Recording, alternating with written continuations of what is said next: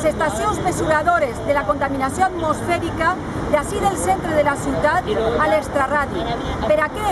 Per a ocultar la realitat de la contaminació atmosfèrica en la ciutat de València. Està augmentant l'asma, estan augmentant les bronquitis, les malalties respiratòries i les malalties relacionades amb la contaminació. La ciutadania té dret a respirar bé, perquè és veritat que som el que mengem, però també és veritat que som el que respirem. I si la gent respira un aire brut, la gent estarà malalta, que és el que està passant ara en aquesta ciutat.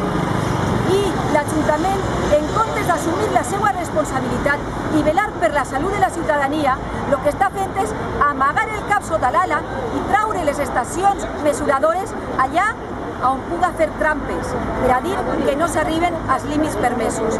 Està vulnerant les normes europees i estatals. I Compromís Equo els diguem que ja està bé i que anirem als foros que faça falta per a denunciar aquesta situació.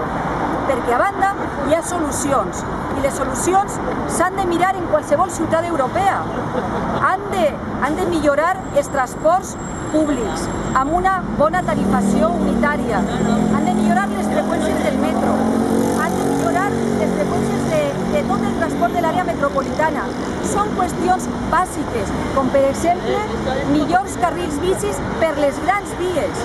Són totes unes mesures que servirien per a reduir aquesta pol·lució que tenim ací, que tenim en la ciutat de València i que no ens la mereixem.